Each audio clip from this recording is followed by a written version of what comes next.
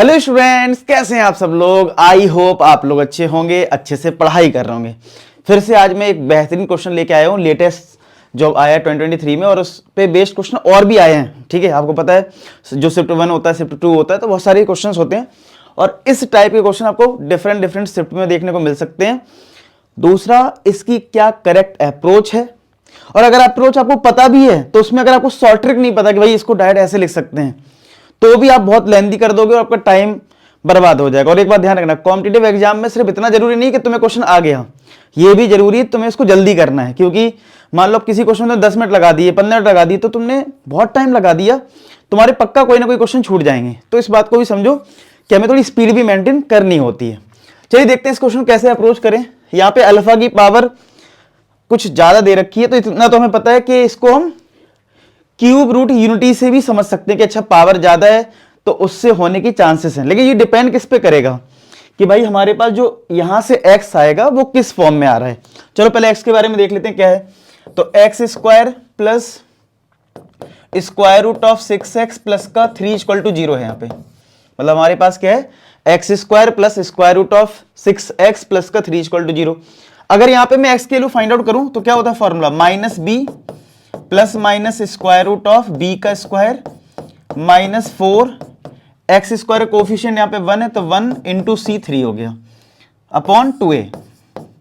तो x यहाँ पे कितना आया, माइनस का रूट 6 प्लस माइनस रूट 6 का स्क्वायर 6 माइनस का 12 अपॉन 2। तो x इक्वल टू माइनस का रूट 6 प्लस माइनस माइनस का रूट 6 अपॉन 2। तो ये आ गया x इक्वल टू माइनस का रूट 6 प्लस माइनस, अब रूट माइनस 1 है तो आयोटा आ जाएगा, यानी रूट 6 आयोटा हो गया अपॉन 2। तो यहां पे अगर मैं देखूं तो ये रूट 6 है, रूट 6 का मतलब है कहीं ना कहीं माइनस का रूट 3 इंटू रूट 2। और यहां पे भी सेम चीज है, रूट 6 को अगर हम इधर भी रूट 2 इंटू रूट 3 लिख दें और आयोटा है अपॉन, अपॉन में जो 2 है ना, अपॉन में जो 2 है अगर उसको हम डिवाइड कर दें दोनों में, ये 2 जो है ना वो इसमें भी डिवाइड कर लें और इसमें भी डिवाइड कर लें, तो कितना आ जाएगा हमारा फाइनली, देखो x इक्वल टू आ गया, ये रूट 2 इसको कैंसिल करेगा, नीचे रूट 2 आ जाएगा, इसमें और इसमें रूट 3 कॉमन मिल रहा है, कॉमन भी ले लो, तो क्या बचा माइनस का 1। तो देखो माइनस का बचा 1, ये इसने इसको कैंसिल करा प्लस माइनस, और यहां पे इसने इसको कैंसिल करा, यहां भी 1 बाई रूट 2 आया और आयोटा यही आएगा, और रूट 3 मैंने कॉमन ले लिया। वीडियो पॉज करके देखो क्या तुम्हारा यही रिजल्ट आया है, जरा देख लो, पक्का यही आ गया। ओके जी, अब क्या किया जाए, कैसे इसको सॉल्व किया जाए। ठीक है, तो मैं ये कह सकता हूं कि x की वैल्यू अगर हम पॉजिटिव साइन लें तो ये रूट 3 माइनस का 1 by root 2 plus 1 by root 2 iota है, और एक x की वैल्यू आ गई रूट 3 माइनस का 1 बाई रूट 2 माइनस का 1 बाई रूट 2 आयोटा, यही तो आएगा। कुछ ऐसे रिजल्ट आ गए। अब यहां पे अगर हम इसको देखें तो ये क्यूब रूट यूनिटी तो नहीं है, क्योंकि वहां पे तो रूट 3 होता है। ठीक है, तो ये क्यूब रूट यूनिटी में दिक्कत करेगा बनाने में। तो फिर कैसे किया जाए भाई, अब तुम कहोगे सर क्यूब रूट यूनिटी क्या है, ये सर आप क्या बात कर रहे हो, क्यूब रूट यूनिटी पे क्वेश्चन कैसा होता है। तो एक क्वेश्चन मैंने करवाया है जिसमें क्यूब रूट यूनिटी को अच्छे समझाया है कि वो कैसे इंप्लीमेंट होता है। उसका क्वेश्चन मैं लिंक डिस्क्रिप्शन में डाल दूंगा, आप उस क्वेश्चन को कर सकते हो, जेई का ही है वो भी क्वेश्चन, और उसको मैंने 2-3 तरीके से सिखाया है। ठीक है, मतलब उस कॉम्प्लेक्स नंबर के क्वेश्चन को मैंने 3 तरीके से शायद से करा था। हाँ, आप देखना उस वीडियो, उसमें आपको काफी मतलब चीजें सीखने को मिलेंगी कि यार मतलब इस तरीके से भी हम क्वेश्चन कर सकते थे, डिफरेंट अप्रोच पता लगेगी फिलहाल। लेकिन यहाँ पे आप इसको क्यूब रूट यूनिटी में डायरेक्टली नहीं दिख रहा है। ठीक है, हाँ मल्टीप्लाई करे करो एक अलग बात है, लेकिन अभी डायरेक्टली हमें इसको नहीं दिख रहा है। तो फिर हम क्या अप्रोच करें, तो भाई एक और होता है form Euler form, Euler form से हम इस क्वेश्चन को करने वाले हैं। तो चलो पहले अगर आपको नहीं पता यूलर फॉर्म तो वो थोड़ा सा बता देता हूं, फिर मैं यूलर फॉर्म से इस क्वेश्चन करूंगा। और अगर आपको पता भी यूलर फॉर्म तो उसका एक उसका सिंप्लीफाइड जो रिजल्ट है वो आपको पता होना चाहिए, अदरवाइज आप थोड़ा सा ज्यादा स्टेप लिख दोगे तो वही टाइम आपको सेव भी तो करना भाई टाइम। ठीक है, तो देखो यूलर फॉर्म होता है कि अगर कोई complex number cos theta plus i sine theta है तो उसको e की पावर आई थीटा लिख सकते हैं। ये यूलर फॉर्म होता है, ठीक है। e की पावर आई थीटा को हम ये लिखते हैं। तो अगर हमने इसको कॉस और साइन के टर्म्स में लिख दिया तो फिर हम इसको e की पावर आई थीटा लिख सकते हैं। तो सोचते हैं जरा क्या लिख सकते हैं। अब देखो, अगर इसको कॉस में लिखना है, इसको साइन में लिखना है।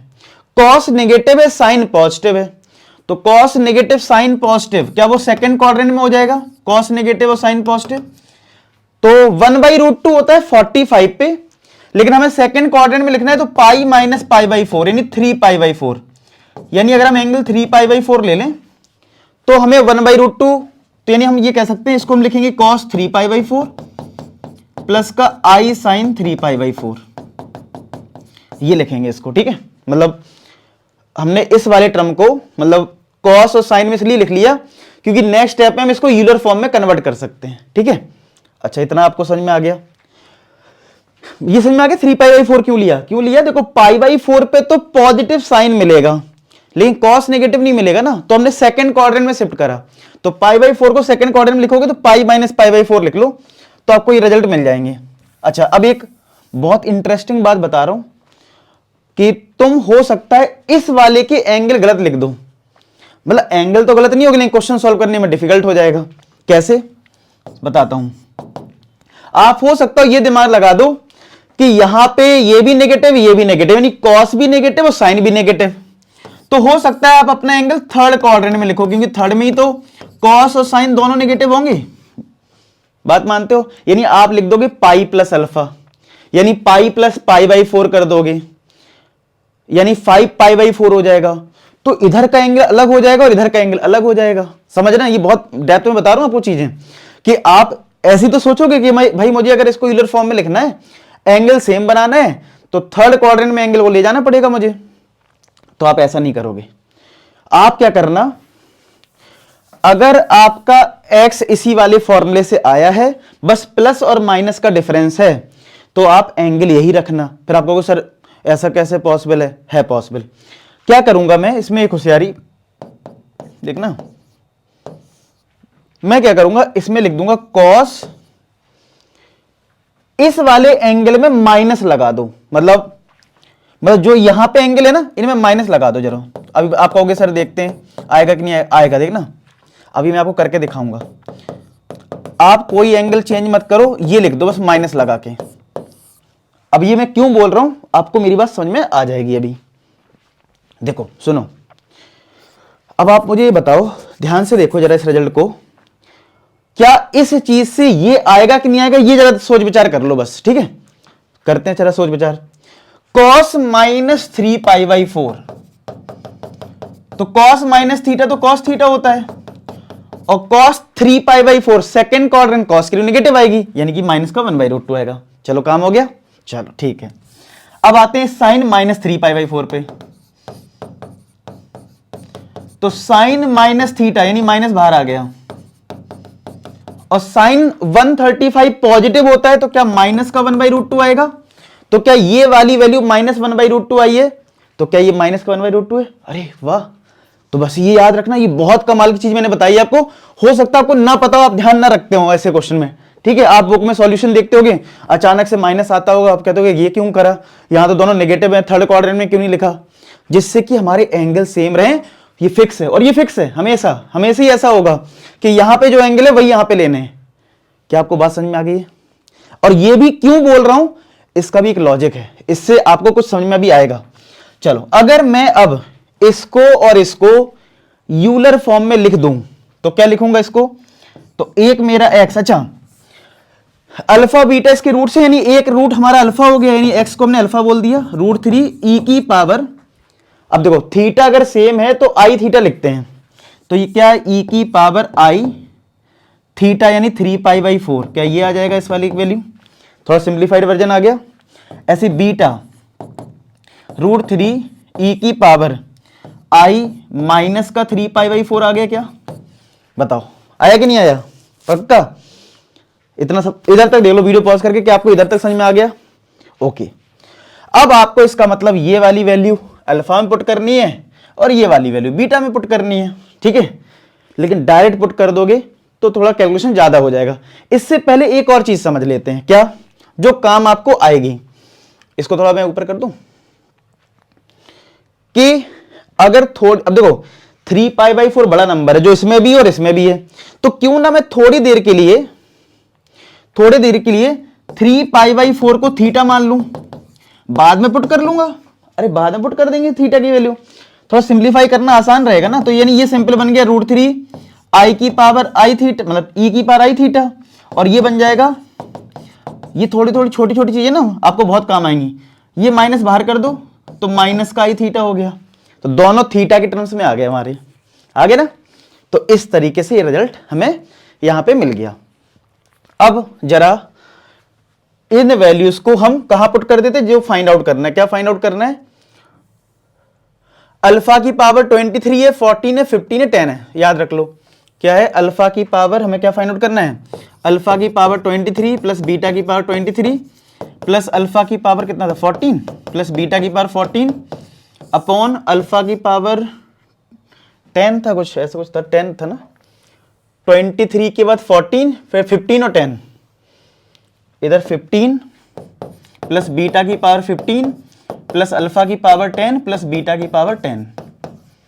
अब आप अल्फा और बीटा की वैल्यू ये यहां पे पुट कर दो। तो चलो पुट करते हैं इसको यहां पे। तो यहां पुट करा तो यह आया √3 e की पावर i थीटा की पावर 23, √3 e की पावर माइनस i थीटा की पावर 23। अभी एक और सिंप्लीफाइड रिजल्ट आपको याद रखना, बहुत काम आसान हो जाएगा आपका। यहां पे भी अल्फा के लिए रख दो √3 e की पावर i थीटा की पावर 14, √3 e की पावर i थीटा की पावर 14, ये माइनस क्योंकि बीटा है यहां पे, अपॉन √3 e की पावर i थीटा की पावर अब क्या है 15 प्लस √3 e की पावर माइनस i थीटा की पावर 15 प्लस √3 e की पावर i थीटा की पावर कितना है 10, फिर √3 e की पावर माइनस i थीटा की पावर क्या है 10। क्या आपने इतना समझ में आ गया? अब चलो इसको सिंप्लीफाई थोड़ा करते हैं। तो यहां आएगा √3 की पावर 23, ठीक है, और e की पावर 23 i थीटा, ठीक है, ये आएगा। या i को अलग लिखना है आपको अलग लिख सकते हो, यानी कि i इंटू 23 थीटा, ऐसे इसमें लिखेंगे √3 की पावर 23 e की पावर, ठीक है, माइनस i 23 थीटा, यही तो आएगा। ऐसे इसमें आएगा क्या √3 की पावर 14, √3 की पावर 14 e की पावर i 14 थीटा, फिर इधर √3 की पावर 14। अगर आपको इतना समझ में आ गया तो आप खुद से भी एक बार ट्राई करो कि आपको आपका रिजल्ट मिल रहा है क्या, ठीक है। इस तरीके से आ गया, ठीक है। अभी मैं आपको एक और रिजल्ट बताऊंगा, ठीक है, उससे थोड़ी सी कैलकुलेशन तुरंत जल्दी हो जाएगी। अभी डिवाइड में ये जो लिखा है वो लिख लेते हैं, √3 की पावर 15 e की पावर i 15 थीटा, थोड़ा लेंदी तो है ही है, √3 की पावर 15 e की पावर माइनस i, क्योंकि यहाँ पे माइनस है ना, तो i 15 थीटा, फिर ऐसे इधर आएगा √3 की पावर 10 e की पावर i 10 थीटा प्लस √3 की पावर 10 e की पावर माइनस i 10 थीटा, यही तो आएगा, ठीक है। ओके जी, अब कैसे सिंप्लीफाई किया जाए इसको? तो आप क्या करिए, इन दोनों में √3 की पावर 23 कॉमन है, इन दोनों में √3 की पावर 14 कॉमन है, ऐसी दो के जो पेयर बन रहे हैं ना उनको कॉमन लो। तो √3 की पावर 23 कॉमन ले लिया मैंने इसमें और इसमें, तो क्या बचा e की पावर i 23 थीटा, और यहां आया e की पावर माइनस i 23 थीटा। अब ये आपको एक अच्छा रिजल्ट दे देगा, छोटा सा रिजल्ट, ठीक है। ऐसे यहां पे भी √3 की पावर 14 कॉमन ले लो, और यहां पे आ जाएगा e की पावर i 14 थीटा। और जो आपको याद भी रखना है, अभी तो क्योंकि मैं आपको हर चीज समझाना चाहता हूं, हर एक बच्चा सारा चीज समझ जाए, पेपर में आप डायरेक्ट यूज कर पाते, मतलब ये चीज इस स्टेप के बाद ना बहुत से बच्चे इसको 1 मिनट में सॉल्व कर सकते हैं बड़े आराम से, मतलब मैं तो इतना लिख इसलिए रहा हूं क्योंकि मुझे आपको सारे स्टेप समझाने हैं, लेकिन अगर आपको सारी चीजें समझ में आ गई कैसे हो रही हो, क्या फॉर्मूला लग जाता है, तो आप इसको बहुत डायरेक्ट कर सकते हो। ठीक है, जो भी मैं इसका डायरेक्ट स्टेप बताऊंगा वो आप डायरेक्ट ले सकते थे। तो ठीक है, तो ये कभी मत समझना कि मैं इसको 10 मिनट में कर रहा हूं या 20 मिनट में कर रहा हूं, सर इतना टाइम लग जाएगा सर मेरे। भाई मैं आपको समझा भी तो रहा हूं, मुझे तो पता है इसका आंसर क्या है, बताऊं इसका आंसर क्या है, 81 आएगा इसका आंसर। ठीक है, तो वो वाली बात नहीं है। ठीक है, मैं तो बता दूंगा इसका आंसर क्या आएगा और कैसे इसका, अभी मैं इसका डायरेक्ट रिजल्ट बता दूं। बात ये कि मैं इसको चाहे 20 मिनट में करूं चाहे 25 मिनट में, क्योंकि मैं तो आपको समझा रहा हूं, लेकिन आपको ये समझना है कि किस स्टेप को मैं डायरेक्ट कर सकता हूं पेपर में। ठीक है, तो वो चीज आपको समझनी है। तो यहां पे आ जाएगा e की पावर माइनस आई 14 थीटा, ऐसे यहां पे नीचे कॉमन लो, तो नीचे कॉमन लिया √3 की पावर 15, और यहां पे आ जाएगा इन दोनों कॉमन लिया तो e की पावर आई 15 थीटा, e की पावर माइनस आई 15 थीटा, फिर यहां पे √3 की पावर 10 कॉमन ले लिया, √3 की पावर 10 यहां पे कॉमन लिया तो ये आ गया e की पावर आई 10 थीटा और e की पावर माइनस आई 10 थीटा, ये आ गया। ठीक है, अब क्या किया जाए, इसके बाद आपको एक रिजल्ट याद रखना है, क्या, स्टैंडर्ड लिख लो कि e की पावर आई थीटा प्लस e की पावर माइनस आई थीटा, ये 2 cos थीटा होता है, काम खत्म। देखो यहां पे ये ना e की पावर आई थीटा, ये 23 क्या है, थीटा हो गया, और ये भी 23 थीटा, एक सेम है ना, ये एंगल और ये एंगल सेम है, तो अगर ऐसा फॉर्मेट है तो आप सीधा 2 cos थीटा लिख सकते हो। अरे क्या बात है सर, आया कैसे, चलो बता देता हूं। e की पावर आई थीटा का मैंने फॉर्मूला बताया था cos theta plus i sine theta, बताया था ना। तो यहां पे क्या डिफरेंस है, थीटा जो है वो माइनस में है, तो इसका फॉर्मूला क्या बन जाएगा, cos minus theta plus i sine minus theta, आई बात में। तो cos theta plus i sine theta, cos minus theta plus का ही cos थीटा होता है, लेकिन साइन माइनस थीटा माइनस का साइन थीटा, इसलिए माइनस आएगा और ये कट जाएगा, तो क्या 2 cos थीटा आएगा। आगे बात समझ में, इसको नोट करना चाहो कर लो। तो इसका मतलब इन सबकी जगह सीधा सीधा 2 cos थीटा हम यूज करने वाले हैं। ठीक है, तो अब बस लिखते हैं कितना आएगा, देखो आप नोट कर लो। ठीक है, ये नोट कर लो पहले, मैं इसको इरेज कर रहा हूं। ठीक है, तो ये 2 cos थीटा आ गया। अब देखो इसकी जगह क्या है, √3 की पावर 23, ये आ गया हमारा कितना, 2 cos थीटा, थीटा कितना है 23 थीटा, बस काम करता, अब छोटा हो गया थोड़ा सा। ऐसे यहां पे √3 की पावर 14, ये हो जाएगा 2 cos थीटा कितना है 14 थीटा है, यहां पे कितना है थीटा 14 थीटा, अपॉन ये हो जाएगा √3 की पावर 15, ये आ जाएगा 2 cos 15 थीटा, और यहां पे √3 की पावर 10, 2 cos 10 थीटा। ठीक है, अब थोड़ा थोड़ा इजी लग रहा है ना। अब आप क्या करो, थीटा की वैल्यू पुट कर दो, हमने थीटा क्या लेट किया था 3π/4, हमने थीटा लेट किया था 3π/4, अब पुट कर दो इसको, रस वैल्यू पुट कर दो, आंसर। ठीक है, देखो तो √3 की पावर 23, 2 cos 23 का मल्टीप्लाई 3π/4 में करेंगे तो क्या आएगा 69π/4 प्लस √3 की पावर 14, 2 cos 14 का मल्टीप्लाई 3π/4 में करेंगे तो 42π/4 अपॉन √3 की पावर 15, 2 cos 15 का मल्टीप्लाई 3 में करेंगे तो 45π/4 प्लस √3 की पावर 10, 2 cos 10 का मल्टीप्लाई थीटा में करेंगे तो 10 × 3 30π/4, यही तो आएगा। अब बस आपको वैल्यू निकालनी है, तो 69π/4 के लिए मैं इधर निकाल देता हूं, cos 69π/4 के लिए कितनी आएगी, देखो इसको अगर 4 से डिवाइड करें 69 को, ठीक है 69 ही आएगा ना, 3 3 9 3 2 6, ठीक है 69 को डिवाइड करो, 4 1 4, 2 कैरी, 4 7 28, 1, यानी कि ये लिखोगे cos 17π प्लस π/4, यही तो लिखोगे इसको। तो cos पाई प्लस थीटा अगर आप करोगे भी तो 17 हम मान लेते एक इंटीजर नंबर हो गया, पाई प्लस थीटा लग रहा है, तो यहां पे क्या होगा तुम्हारा, यहां पे आ जाएगा cos π/4, और ये ऑड नंबर है। ऑड नंबर का मतलब ये हो गया कि भाई 16 राउंड में तो तुम यहां आओगे, 17 राउंड में आप यहां आओगे, थर्ड क्वाड्रेंट आएगा। थर्ड क्वाड्रेंट में कॉस की नेगेटिव होती है, तो यानी माइनस का 1/√2 आएगी ये वैल्यू। ये वैल्यू क्या आएगी? माइनस का 1/√2। तो यानी √3 की पावर 23 इंटू 2, और ये आ गया माइनस का 1/√2। ठीक है, अब आ जाते हैं 42 π/4 की वैल्यू कितनी होती है ये देख लेते हैं।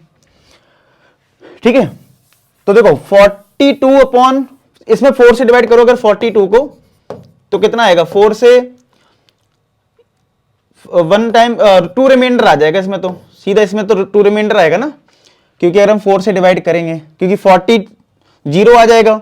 तो यानी इसको हम क्या लिखेंगे देना, cos 42 π/4 को क्या मैं cos 10 प्लस 10 पाई प्लस π/4 लिखूंगा, 42 π/4। देखो, क्योंकि देखो 40 प्लस 2 42 आ जाएगा कि नहीं आ जाएगा? 10 पाई ये इवन नंबर है, इवन नंबर मतलब पूरा साइकिल कंप्लीट हो गया। ये पता होगा, उम्मीद करता हूं कि ये आप जेई की तैयारी कर रहे हैं। तो फर्स्ट क्वाड्रेंट में पहुंचोगे और ये हट जाएगा, तो यानी cos 2 π/4 आया, तो ये कट गया, यानी cos π/2 आया, यानी इसके लिए 0 आएगी। कितनी आएगी? 0। तो ये 0 हो गया पूरा। तो अगर ये 0 है तो ये पूरा ही 0 कर देगा, यानी इसको लिखो ही मत, ये पूरा 0 हो गया। ठीक है, अपॉन में √3 की पावर 15 इंटू 2 इंटू, अब इसकी वैल्यू निकाल लेते हैं। cos 45/4 है, तो यहां पे डिवाइड करें 4 से, तो कितना आएगा? 11 आ जाएगा, 11 पाई प्लस π/4। तो क्योंकि 44 प्लस 1 45/4, ये भी एक ऑड नंबर है। ऑड नंबर मतलब थर्ड क्वाड्रेंट में जाएगा, थर्ड क्वाड्रेंट में कॉस की नेगेटिव होती है, तो ये भी माइनस का 1/√2 आएगा। और ऐसे ही आप इसको करोगे तो ये भी 0 आएगा। आप निकाल के देख लो इसके लिए, जैसे इसमें 0 ही है ना, क्योंकि 7 4 या 28। देखो इसको क्या लिखोगे? 7 पाई प्लस 2 π/4, ये तो लिखोगे। 7 4 या 28, 2 π/4, तो ये π/2 आ जाएगा। cos 90 0 होता है। ठीक है, तो ये पूरा टर्म 0 हो गया, तो ये कट गया, ये कट गया, माइनस भी कट गया। √3 बेस सेम है, पावर माइनस कर दो, √3 की पावर 8 हो जाएगा। √3 का मतलब है पावर 1/2, तो 3 की पावर 4, कितना आंसर आ गया? 81। आया समझ में? तो इस अप्रोच से करना है। इसमें कुछ चीजें आपको याद रखना है, तो यूलर फॉर्म क्या होता है वो याद रखना है। दूसरा ये बहुत इंपॉर्टेंट है, याद रखो। ये तो चलो लेंदी हो गया, लेकिन अगर कोई छोटा क्वेश्चन हो तो याद रखो e की पावर आई थीटा प्लस e की पावर माइनस आई थीटा, ये 2 cos थीटा के इक्वल होता है। आया समझ में? बढ़िया से कमेंट सेक्शन बता देना वो कैसा लगा। ठीक है, समझ में अच्छी सारी चीजें आ गई। फीडबैक जरूर बताना, उससे मोटिवेशन मिलता है वीडियो बनाने के लिए। ठीक है, चलो बाकी आपको किस टॉपिक पे वीडियो चाहिए जरूर मेंशन करना। मिलते हैं नेक्स्ट वीडियो, तो अपना ख्याल रखें, पढ़ाई करते रहें। लास्ट में एक ही बात बोलूंगा कि आप सभी सफल हो। धन्यवाद।